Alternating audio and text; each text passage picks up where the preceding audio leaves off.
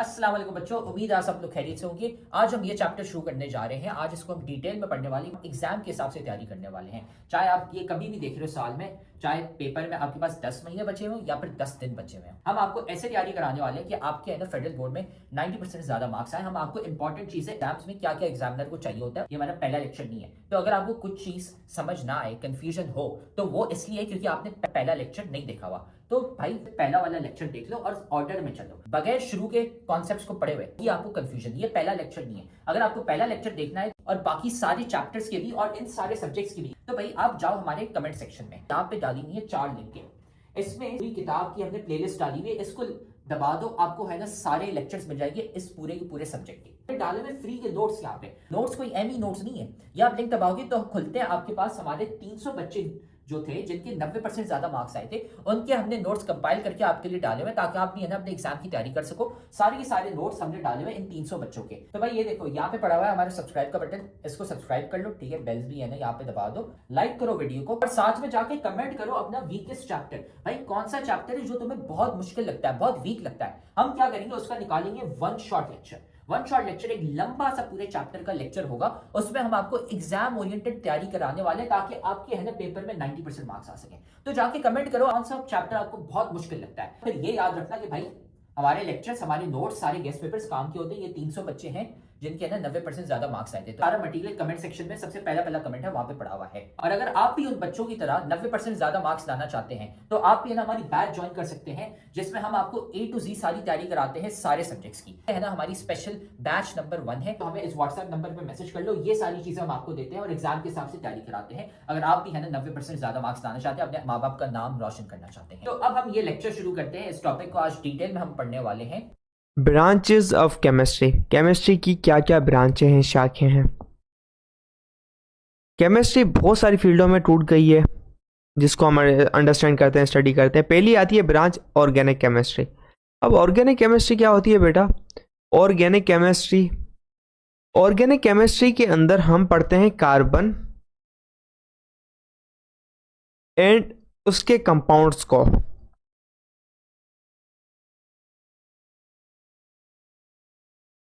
Organic chemistry क्या होती है भाई? ऑर्गेनिक केमिस्ट्री के अंदर हम पढ़ते हैं हाइड्रोकार्बन्स को और उसके डेरिवेटिव्स को।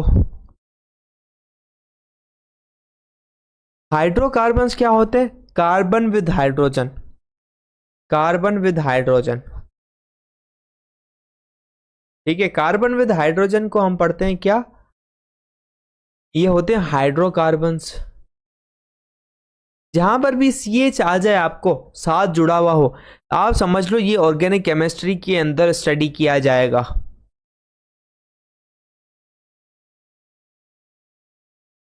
देखिए हमारे पूरे जो वर्ल्ड है उसके अंदर 20-30 मिलियन कंपाउंड्स हैं।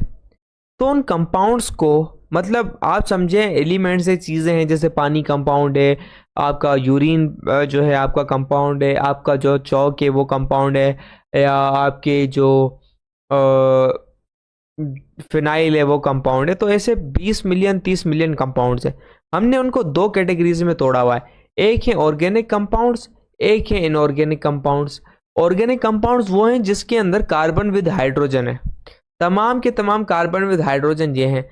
और वो जो हाइड्रो ऑर्गेनिक कंपाउंड्स नहीं है भाई, for suppose CO2 organic compound नहीं है, हाइड्रोजन थोड़ी है इसके अंदर, तो ये आएगा इसके अंदर CO2 आ गया। तो एक्सेप्ट ऑर्गेनिक कंपाउंड्स सारे इसके अंदर आते हैं इनऑर्गेनिक के अंदर। ऑर्गेनिक कंपाउंड्स क्या? कार्बन हाइड्रोजन वाले जितने भी X मिलियन जहां हैं, इनको छोड़ के जितने भी कंपाउंड्स है वो आएंगे इनऑर्गेनिक के अंदर, समझे? तो organic chemistry carbon containing compounds को स्टडी करती है जिसके अंदर हाइड्रोजन साथ होता है। एक्सेप्ट कार्बोनेट्स हो गए, बाइकार्बोनेट, ऑक्साइड, कार्बाइड्स। कार्बोनेट्स क्या होते हैं? CO2s, SCO2s and H2CO3s and oxides हो गए जैसे MgO2 ऑक्साइड है। कार्बाइड्स हो गए, ठीक है, CaCO3 हो गया हमारे पास, ये क्या है? ऑक्साइड है, ठीक है, कैल्शियम ऑक्साइड। तो ये सारे हम स्टडी नहीं करते। क्यों नहीं करते? क्योंकि हाइड्रोकार्बन नहीं है, कार्बन के साथ हाइड्रोजन नहीं है, इन दोनों का होना लाजमी है। आती है इनऑर्गेनिक केमिस्ट्री। जितने के जितने कंपाउंड्स हमने ऑर्गेनिक के अंदर पढ़ लिए ना, उनके अलावा एक्सेप्ट हाइड्रोकार्बन इसके अंदर आएंगे। इनऑर्गेनिक के अंदर एलिमेंट्स आ जाते हैं सारे के सारे प्योर फॉर्म वाले 118 element, and their compounds except organic compounds. Organic compounds के अलावा जितने भी कंपाउंड्स एलिमेंट्स हम ऑर्गेनिक केमिस्ट्री के अंदर पढ़ेंगे। फिजिकल केमिस्ट्री, भाई फिजिकल केमिस्ट्री होती है फिजिकल यानी फिजिक्स से डील करती है। फिजिकल का काम आता है फिजिक्स से, तभी आपकी। तो फिजिकल केमिस्ट्री क्या होता है? आपकी फिजिक्स वाली केमिस्ट्री। अब फिजिक्स के अंदर क्या पढ़ते हैं आप? लॉज को पढ़ते हैं कि कोई चीज़ कैसे काम कर रही होती है, थ्योरीज होती हैं एंड फंक्शनलिटीज़ होती हैं। आप लॉज देते हैं जो गवर्न करते हैं। एक स्ट्रक्चर है, एटम ऐसे स्टेबल होगा, इसका कैसे रिएक्शन होगा, इसका क्या होगा, इलेक्ट्रोनेगेटिविटी क्या होती है, मतलब प्रॉपर्टीज़ होती हैं। कोई कितना गाढ़ा है, कोई कितना गर्म है। न्यूटन के लॉज की तरह इसके अंदर भी लॉज होते हैं। तो वो सारे फिजिकल केमिस्ट्री के अंदर पढ़े जाते हैं, जिसके थ्रू एक मैटर एटम इलेक्ट्रॉन को छोड़ता है, इलेक्ट्रॉन को हासिल करता है, स्टडी करता है, हर चीज़ करता है। वो सारी फिजिकल केमिस्ट्री के अंदर पढ़ी जाएगी। एनालिटिकल केमिस्ट्री, अब ये जो अल्फाज ही आपको बता देगा कि एनालिटिकल केमिस्ट्री होती क्या है। एनालिटिकल हम कहते हैं भाई एनालिसिस करना, जांचना, किसी चीज़ को अंडरस्टैंड करना, ऑब्जर्वेशन करना, जांचना, एनालाइज करो भाई, इसको ऑब्जर्व करो। ये केमिस्ट्री की ब्रांच है एनालिटिकल केमिस्ट्री, जिसके अंदर हम मैटर क्या है, एलिमेंट्स, कंपाउंड्स, मॉलिक्यूल्स को स्टडी करते हैं। कैसे? इंस्ट्रूमेंट्स के अंदर हम कंपाउंड्स को सेपरेट करते हैं, छोटे छोटे टुकड़ों में ब्रेक डाउन करते हैं या नहीं भी करते, और इनको इंस्ट्रूमेंट्स के अंदर डालकर स्टडी करते हैं। इनकी नेचर क्या है, क्या इनका कलर है, कैसे चलते हैं, अंदर क्या स्ट्रक्चर है। माइक्रोस्कोप के अंदर बैठ के हमने स्टडी कर ली। कंपोजिशन क्या है, कितने इलेक्ट्रॉन है, कितने प्रोटॉन है, कितने न्यूट्रॉन है, सारे के सारे एनालिटिकल केमिस्ट्री के अंदर डील किए जाते हैं। आप जांचते हैं, कोई इंस्ट्रूमेंट होता है, इंस्ट्रूमेंट के अंदर क्या करते हैं, ये एक इंस्ट्रूमेंट है, इधर आप अपने कंपाउंड को रखेंगे एंड इधर से आप देखेंगे भाई क्या क्या चीज़ है इधर। भाई ये लेक्चर तो तुम बहुत मजे से देख रहे हो, लेकिन तुम्हें पता है कि लेक्चर देखने से खाली 90% मार्क्स नहीं आ जाते। असल में भाई मार्क्स कैसे आते हैं? तो भाई ये लेक्चर देखने के बाद आपने नोट्स खुद के बनाने होते हैं और फिर साथ में आपने प्रैक्टिस भी करने होते हैं सवाल। भाई ये हमारा फेवरेट कोट है, 90% marks don't come from just hard work, they come from consistency, smart strategy and proper revision.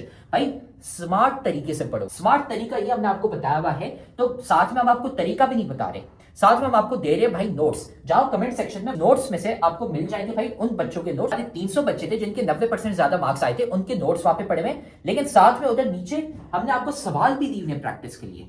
ये यहाँ पे पूरी गूगल शीट पड़ी हुई है भाई, यहाँ से जाके सवाल प्रैक्टिस करो। खाली ऐसा कुछ नहीं होता कि हाँ हम लेक्चर देखेंगे हमारे मार्क्स आ जाएंगे, नहीं भाई, नोट्स पढ़ने होते हैं और साथ में इनकी प्रैक्टिस भी करनी होती है सवालों की। बायोकेमिस्ट्री, ये बायो बताता है बायोलॉजी को, केमिस्ट्री, ये बायो और केमिस्ट्री दोनों का मिक्सचर है भाई, दोनों का इंटरडिसिप्लिनरी साइंस है। ये बायोकेमिस्ट्री क्या है? ब्रांच है जो डील करती है chemistry of biology, chemistry of humans, chemistry of living organisms, के लिविंग ऑर्गेनिजम्स के अंदर जो केमिकल प्रोसेसेस हो रहे हैं, केमिकल चेंजेस आ रहे हैं, वो कैसे आ रहे हैं।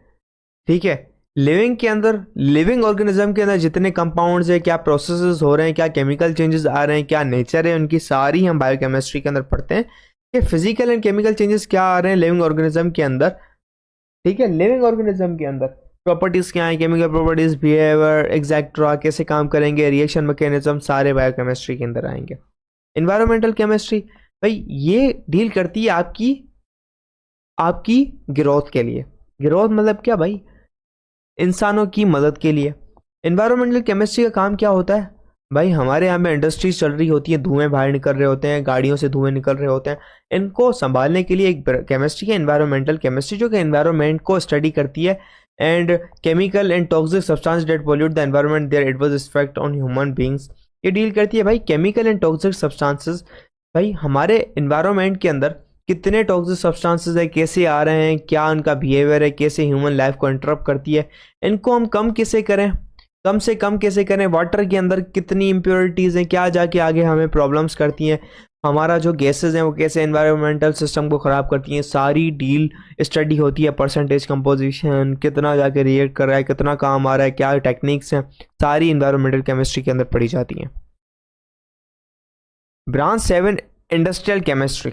इंडस्ट्रियल केमिस्ट्री डील करती है प्रोडक्शन के साथ, कि इंडस्ट्रीज़ के अंदर आपकी जो प्रोडक्शन ऑफ प्रोडक्ट्स, चीज़ें कैसे बनती हैं, आपके घर पे शैम्पू है वो कैसे बनता है, साबुन है सोप वो कैसे बनता है, आपका जो थर्मोस है, आपकी जो चेयर है वो कैसे बनती है, समझ रहे हैं। तो ये लार्ज स्केल प्रोडक्शन है केमिकल सब्सटेंसेस की। आपका जो फिनाइल है वो कैसे बनता है, ठीक है, आपका जो ऑयल है वो कैसे साफ होता है, ये सारी इंडस्ट्रीज़ के साथ डील कर जाती हैं। केमिकल प्रोसेस होते हैं, टेक्निक्स एंड इंडस्ट्रियल इंजीनियर्स भी होते हैं हमारे पास। Medicinal chemistry. मेडिसिनल केमिस्ट्री का काम क्या है, मेडिसिन्स की फॉर्मेशन में स्टडी। भाई ड्रग्स कैसे बनती है, मेडिसिनल केमिस्ट्री क्या करती है, ड्रग्स की फॉर्मेशन को डील करती है। ड्रग्स फॉर्मेशन, कि कोई ड्रग कैसे बनेगी, क्या चीज़ें चाहिए आपको, कि क्या क्या रिएक्टेंट्स चाहिए, क्या रिक्वायर्ड है। Branch of chemistry which deals with the study of interaction between drugs and biological targets. ठीक है, मेडिसिनल केमिस्ट्री डील करेगी आपके ड्रग की फॉर्मेशन को, उसके बाद स्टडी करेगी ये लिविंग सिस्टम के साथ कैसे बिहेव कर रही है, कैसे जाके उसको सही करेगी, as well as the development of new medicinal agents, नई दवाएं कैसे बनाई जा सकें, जिसके अंदर आप प्लांट्स को यूज़ करते हैं, उसके अंदर आप एडिटिंग करते हैं एंड साइंथेसिस करते हैं, सिंथेटिक प्रोडक्ट्स बनाते हैं, आप नेचुरल प्रोडक्ट नहीं साइंथेसिस करते हैं, चेंजिंग लाते हैं, आप रिएक्शंस करवाते हैं। तो मेडिसिनल केमिस्ट्री इस चीज़ को मुंह देती है, लेफ्ट देती है। पॉलीमर केमिस्ट्री, भाई छोटी एक बात समझ लो, पॉली मतलब मेनी, मर मतलब पार्ट्स। एक होता है मोनोमर, मोनो मतलब वन, मर मतलब part, one part two many part. भाई मोनोमर क्या होता है, एक यूनिट हो गया ये वाला, ये एक मोनोमर है, ये एक मोनोमर है। जब ये तीनों आपस में किसी जुड़ेंगे, आपस में चिपकेंगे, ये एक बनाएंगे पॉलीमर। इस पूरे को कहेंगे पॉलीमर। क्यों? क्योंकि बहुत सारे पार्ट्स हैं, 2 से 3 पार्ट्स हैं पॉलीमर। तो पॉलीमर क्या, पॉलीमर केमिस्ट्री क्या करती है, हम छोटी छोटी चीज़ों को जोड़ के अपने काम की चीज़ें बनाते हैं। जैसे आपकी प्लास्टिक बैग्स हो गई, जिसको हम कहते हैं पॉलीथीन, प्लास्टिक बैग्स को कहते हैं पॉलीथीन। वो छोटे छोटे टुकड़ों से जुड़ के बनती है, ओके, उसको डील करते हैं पॉलीमर केमिस्ट्री के अंदर। ये कैसे बनती है मोनोमर से, उसको कहते हैं पॉलीमराइजेशन। इन छोटे छोटे एटम्स का आपस में जुड़ने के अमल को कहते हैं पॉलीमराइजेशन।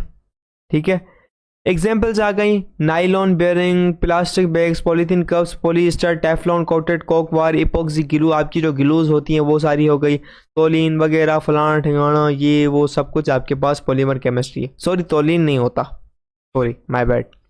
जियो केमिस्ट्री, जियो कहते हैं अर्थ को, केमिस्ट्री कहते हैं उसकी स्टडी को, अर्थ की स्टडी को।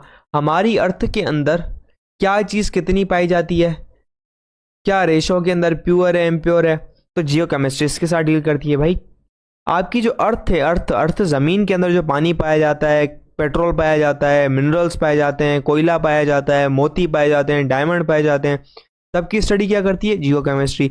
ये जियो केमिस्ट्री समझती है भाई ये क्या चीज़ कैसे बनी हुई है, कैसे आके दब के बना, आपको कहाँ पे गोल्ड मिलेगा ज़मीन के नीचे, कहाँ पे कोल मिलेगा, ये कैसे आया, कितनी परसेंटेज है, कितनी सफाई है, एक्सट्रैक्शन कैसे करें, इसकी सफाई कैसे करें हम।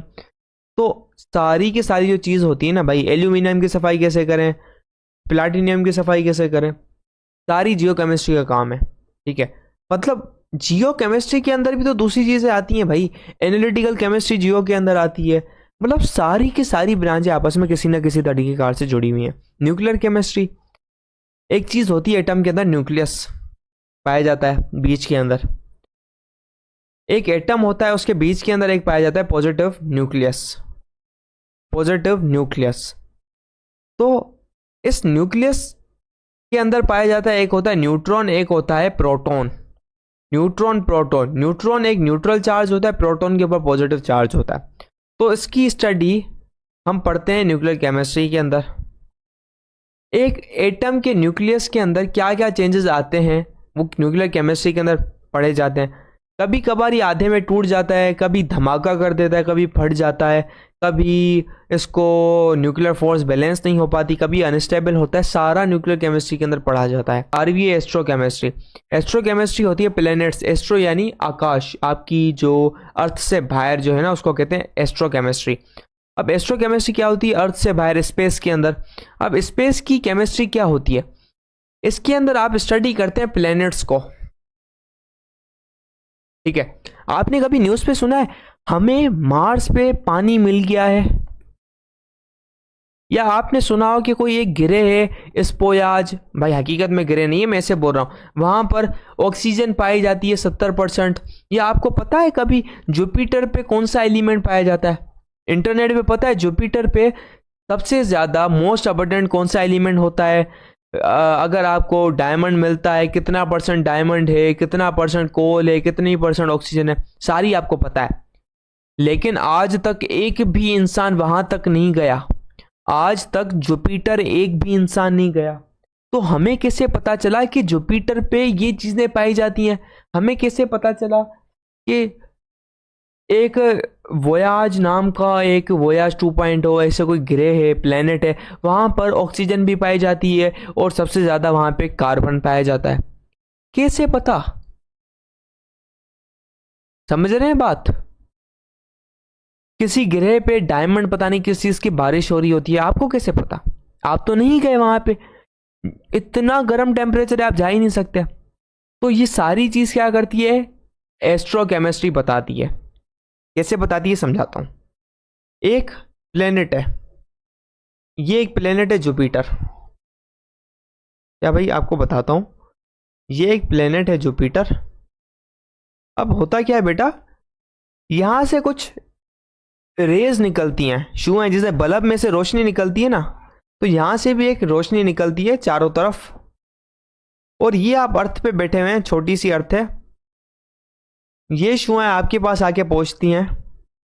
तो हम इतने 400 करोड़ किलोमीटर दूर, आपकी 1000 गुना जिंदगी चली जाए, आप कभी नहीं पहुंच पाओ इस पर। आप दुनिया की फास्टेस्ट जहाज पे चढ़ जाओ 1700 किलोमीटर तक पर आवर की स्पीड से, फिर भी आप इस तक नहीं पहुंच पाओगे अपने 60-70 साल की उम्र पे, इतना दूर। आपको कैसे पता भाई यहाँ पे कार्बन या डायमंड की बारिश होती है वगैरह वगैरह? आप कहेंगे तस्वीर भाई खींचेंगे, भाई कैसे? या आपको पता है कि यहाँ पे 20% एल्यूमिनियम पाया जाता है? मैं आपको मजाक में समझा रहा हूँ, 20%, मे बी 20% कोई और चीज पाई जाती हो, मैं आपको एग्जाम्पल दे रहा हूँ जस्ट। आपको कैसे पता? ये जो रोशनी आती है ना, ये इंफॉर्मेशन लेके आती है अपने साथ। आपने कभी टॉर्च लाइट देखी है?